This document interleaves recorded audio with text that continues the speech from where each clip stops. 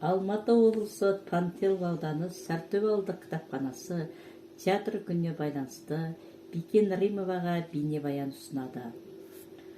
Ұлтымыздың сахна өнерінің өсіп өркендеуіне, кемелдеуіне барлық шығармашылығын ғұмырын бағыштаған қазақтың өнерпаз тұлғасы, кино экраны мен театр сахнасының халқымыздың талай ару қыздары мен абзал аналарының сүмбіл образын сомдаған талантты актер, қаламгер, драматург, танымалы тұлға, Қазақ Республикасының халық әртісі, Қырғыз Республикасының өне еңбегі сіңген қайраткер, мемлекет сыйлығының лауреаты Бикен Римова есімін ерекше орын алады.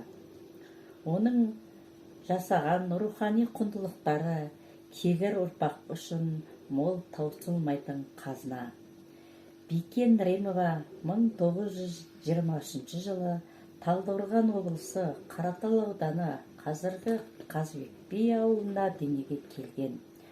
Әке-шешесі оқымаған, орта ғана шаруа адамдар болған. 4-ші сыныптан бастап көркемөнерпаздар үйірмесіне қатысып, аудандық олимпиадалар жүлдегері аталған.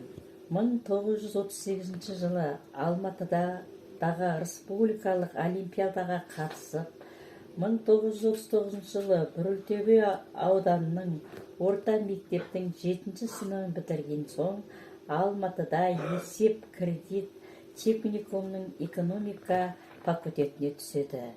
Театр өнерінің құдіреті күшті баурап, Бикеннің жарты жылдан кейін бұл оқуды тастап кетіп, театр көркемсурет училищесіне түседі.